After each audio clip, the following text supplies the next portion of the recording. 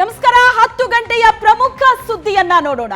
ಕಳೆದ ಹಲವು ದಿನಗಳಿಂದ ಇಡೀ ದೇಶದಾದ್ಯಂತ ಸಂಭ್ರಮಿಸ್ತಾ ಇರುವಂತಹ ಸುದ್ದಿ ಅಂತ ಅಂದ್ರೆ ಅದು ರಾಮೋತ್ಸವದ ಸುದ್ದಿ. ರಾಮನ ಊರಲ್ಲಿ ರಾಮೋತ್ಸವಕ್ಕಾಗಿ ಯಾವ ರೀತಿ ತಯಾರಿ ನಡೆದಿದೆ, ಏನೆಲ್ಲ ವ್ಯವಸ್ಥೆಗಳಾಗಿದೆ, ಭಕ್ತರ ಸಂಭ್ರಮ ಹೇಗಿದೆ, ಇವೆಲ್ಲದರ ಬಗ್ಗೆ ಒಂದಷ್ಟು ಡೀಟೇಲ್ಸ್ ಅನ್ನ ಕೊಡ್ತಾ ಹೋಗ್ತೀವಿ. ಯಾಕಂದ್ರೆ ಅಯೋಧ್ಯೆಯಲ್ಲಿ ರಾಮ ಮಂದಿರ ನಿರ್ಮಾಣವಾಗಬೇಕು ಅನ್ನೋದು ಕೋಟ್ಯಾಂತರ ಭಕ್ತರ ಕನಸಾಗಿತ್ತು. ಆ ಕನಸು ನನಸಾಗೋದಕ್ಕೆ ಒಂದೇ ಒಂದು ದಿನ ಈಗ ಬಾಕಿ ಇದೆ. ಅಯೋಧ್ಯೆಯಲ್ಲಿ ದೇವಲೋಕವೇ ಸೃಷ್ಟಿಯಾಗಿದೆ. ನಾಳೆ ರಾಮ ಜನ್ಮ ಭೂಮಿಯಲ್ಲಿ ಪ್ರಾಣ ಪ್ರತಿಷ್ಠಾಪನೆ ಇದೆ. ಪ್ರಾಣ ಪ್ರತಿಷ್ಠಾಪನೆಯ ಕಾರ್ಯಕ್ರಮಕ್ಕೆ ಭರ್ಜರಿ ಸಿದ್ಧತೆಯಾಗಿದೆ ಅಯೋಧ್ಯೆಯಲ್ಲಿ.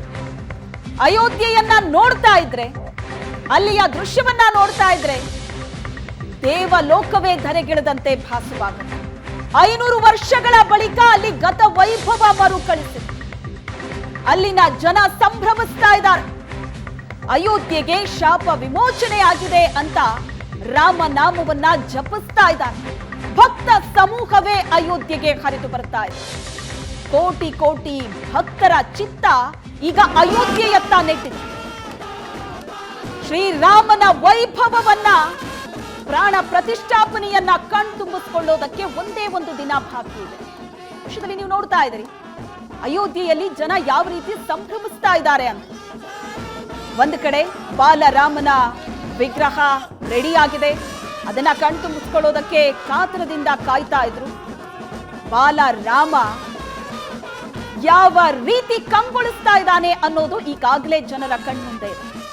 ಸಾಕಷ್ಟು ವಿಧಿವಿಧಾನಗಳು ನಡೀತಾ ಇದೆ. ಒಂದು ವಿಗ್ರಹದ ಪ್ರಾಣ ಪ್ರತಿಷ್ಠಾಪನೆ ಅಂತ ಅಂದಾಗ ಅದಕ್ಕೂ ಮುಂಚಿತವಾಗಿ ನಡೆಯುವಂತಹ ವಿಧಿವಿಧಾನಗಳೆಲ್ಲವೂ ಕೂಡ ನಡೀತಾ ಇದೆ.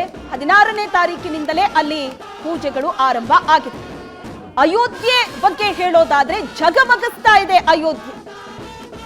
ಎಲ್ಲ ನೋಡಿದ್ರು ಅಲ್ಲಿ ಸಂಭ್ರಮಾಚರಣೆ, ದೀಪಾಲಂಕಾರ, ಪುಷ್ಪಾಲಂಕಾರ, ಭಕ್ತ ಸಮೂಹ, ರಾಮನಾಮ ಜಪ ಮೊಳಗ್ತಾ ಇದೆ. ದೃಶ್ಯದಲ್ಲಿ ನೋಡ್ತಾ ಇದ್ದೀರಿ ಬೇರೆ ಬೇರೆ ಊರುಗಳಿಂದ, ಅಕ್ಕಪಕ್ಕದ ರಾಜ್ಯಗಳಿಂದ ಹೂಗಳನ್ನ ಕಳಿಸ್ತಾ ಇದ್ದಾರೆ ಅಯೋಧ್ಯೆಗೆ. ರಾಮ ಮಂದಿರ ನಿರ್ಮಾಣದ ಮೊದಲ ದಿನದಿಂದ ಇಲ್ಲಿ ತನಕ ದೇಶದ ಮೂಲೆ ಮೂಲೆಯಿಂದ, ಬೇರೆ ಬೇರೆ ದೇಶಗಳಿಂದಲೂ ಕೂಡ ಭಕ್ತಗಣ ತಮ್ಮ ಯಥಾಶಕ್ತಿ ಕಾಣಿಕೆಯನ್ನ ನೀಡ್ತಾ ಇದ್ದಾರೆ. ತಮ್ಮ ಕೈಯಲ್ಲಿ ಏನೇನು ಸಾಧ್ಯವೋ ಅವೆಲ್ಲವನ್ನೂ ಕೂಡ ಕಳಿಸ್ತಾ ಇದ್ದಾರೆ. ಸಂಘ ಸಂಸ್ಥೆಗಳಾಗಿರ್ಬೋದು, ಟ್ರಸ್ಟ್ನವರಾಗಿರ್ಬೋದು, ಅಥವಾ ಭಕ್ತ ವೃಂದವೇ ಆಗಿರ್ಬೋದು. ಈಗಲೂ ಕೂಡ ನಾಳಿನ ಕಾರ್ಯಕ್ರಮಕ್ಕಾಗಿ ಅಲ್ಲಿನ ಭಕ್ತ ಸಮೂಹ ರೆಡಿಯಾಗಿ ನಿಂತಿದೆ. ಅಲ್ಲಿ ಸ್ವಯಂ ಸೇವಕರು ರೆಡಿಯಾಗಿ ನಿಂತಿದ್ದಾರೆ. ದೇಶ ವಿದೇಶಗಳಿಂದ ಭಕ್ತರು ಬಂದಿದ್ದಾರೆ. ಕೆಲವರು ಕೆಜಿ ಚಿನ್ನವನ್ನ ತಂದು ಪ್ರಭು ಶ್ರೀರಾಮನಿಗೆ ಅರ್ಪಣೆ ಮಾಡಿದ್ದಾರೆ. ಇನ್ನು ಕೆಲವರು ಹೂಗಳ ರಾಶಿಯನ್ನೇ ಹಾಕಿದ್ದಾರೆ. ಅಯೋಧ್ಯೆಯ ಬೀದಿ ಬೀದಿಗಳಲ್ಲಿ ಅನ್ನ ಸಂತರ್ಪಣೆ ನಡೀತಾ ಇದೆ. ಹಸುವು ಅನ್ನೋದು ಬಾಯಲ್ಲಿ ಬರೋ ಹಾಗಿಲ್ಲ, ಅಷ್ಟರ ಮಟ್ಟಿಗೆ ಅಲ್ಲಿ ಅನ್ನ ಸಂತರ್ಪಣೆ ಆಗ್ತಾ ಇದೆ. ಕಾಫಿ, ಟೀ, ಹಾಲು, ಊಟ ಎಲ್ಲ ವ್ಯವಸ್ಥೆ ಕೂಡ ಅಲ್ಲಿದೆ.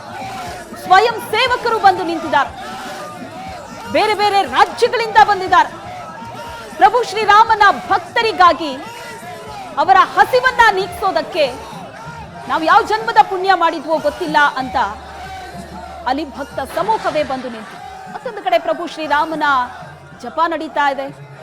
ವಿವಿಧ ಕಾರ್ಯಕ್ರಮಗಳು ನಡೀತಾ ಇದೆ ಅಯೋಧ್ಯೆಯಲ್ಲಿ. ಪ್ರಭು ಶ್ರೀರಾಮನ ಮಹಿಮೆಯನ್ನ ಸಾರುವಂತಹ ಕೀರ್ತನೆಗಳು ನಡೀತಾ ಇದೆ. ದೃಶ್ಯದಲ್ಲಿ ನೀವು ನೋಡ್ತಾ ಇದ್ದೀರಿ. ಇದು ಕೇವಲ ಅಯೋಧ್ಯೆಯಲ್ಲಿ ಮಾತ್ರ ಅಲ್ಲ ಈ ಸಂಭ್ರಮ.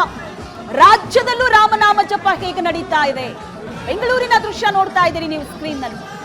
ರಾಜ್ಯದಲ್ಲೂ ಕೂಡ ರಾಮನಾಮ ಜಪ ಬಹಳ ಜೋರಾಗಿ ನಡೀತಾ ಇದೆ. ದೇಶದ ಮೂಲೆ ಮೂಲೆಯಲ್ಲೂ ರಾಮನಾಮ ಜಪ ನಡೆದಿದೆ. ನಾಳೆ ಪ್ರಾಣ ಪ್ರತಿಷ್ಠಾಪನೆಯ ದಿನ ದೇಶದ ಎಲ್ಲ ದೇವಸ್ಥಾನಗಳಲ್ಲೂ ಕೂಡ ವಿಶೇಷವಾದ ಪೂಜೆ, ಜಪ ತಪ, ಭಜನಾ ಕಾರ್ಯಕ್ರಮಗಳು ನಡೆಯುತ್ತೆ.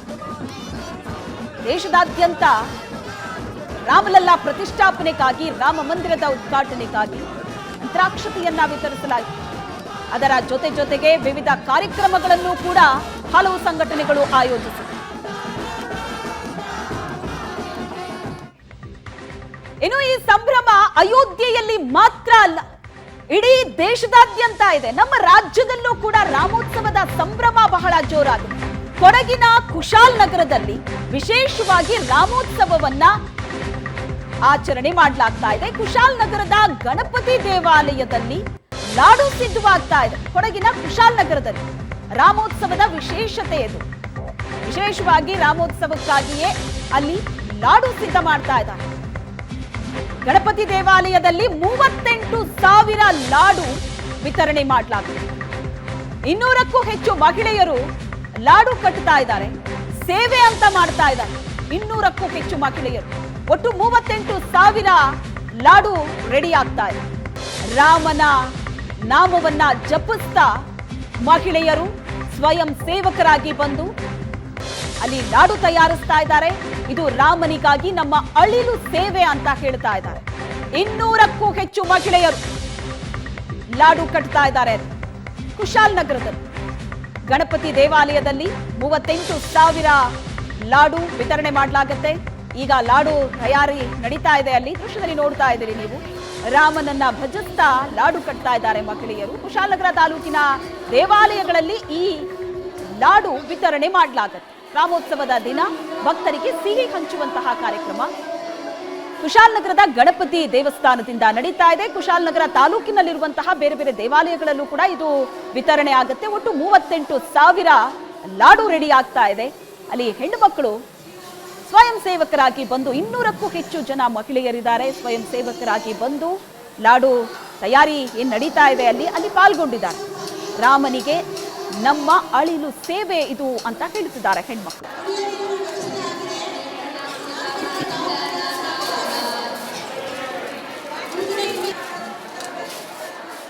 ಅಯೋಧ್ಯೆಯಲ್ಲಿ 22ರಂದು ಶ್ರೀರಾಮನ ಪ್ರಾಣ ಪ್ರತಿಷ್ಠಾಪನೆಗೆ ಸಿದ್ಧತೆ ಆಗ್ತಾ ಇದ್ರೆ ದೇಶದೆಲ್ಲೆಡೆ ಆ ಭಕ್ತಿಯ ಪರಾಕಾಷ್ಠತೆ ಕಾಣುತ್ತೆ. ಕೊಡಗು ಜಿಲ್ಲೆಯ ಕುಶಾಲನಗರದಲ್ಲೂ ಕೂಡ ನಾನು ನಿಮಗೆ ತೋರಿಸ್ತಾ ಇದ್ದೀನಿ ನೋಡಿ. ಸೊ ಇಲ್ಲಿ ಕುಶಾಲನಗರದ ಗಣಪತಿ ದೇವಾಲಯದ ವತಿಯಿಂದ ಸುಮಾರು 38,000 ಲಾಡುಗಳನ್ನು ಅಂದು ಪ್ರಸಾದವಾಗಿ ವಿನಿಯೋಗ ಮಾಡಲಿಕ್ಕೆ ಈಗಾಗಲೇ ಸಿದ್ಧತೆಯನ್ನು ಮಾಡ್ಕೊಳ್ತಿರೋಂಥದ್ದು.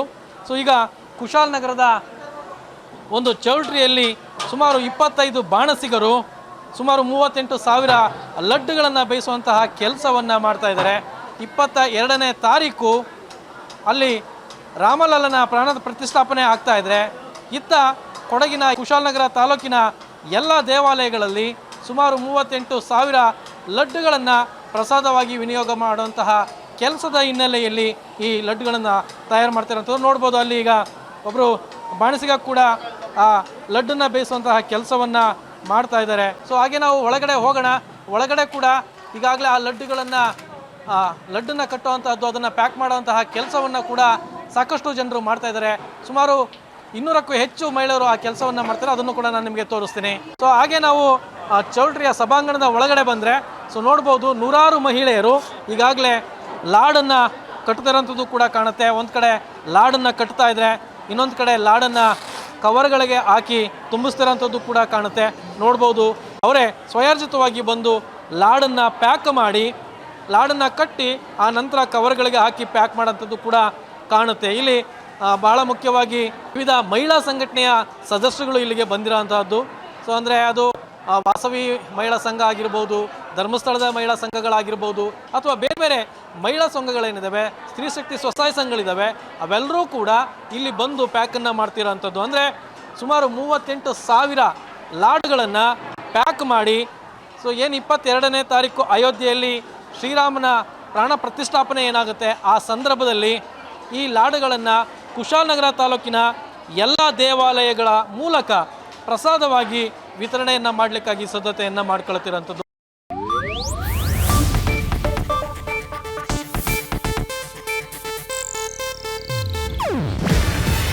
ಇದು ಏಷ್ಯಾನೆಟ್ ನ್ಯೂಸ್ ನೆಟ್ವರ್ಕ್ ಪ್ರಸ್ತುತಿ.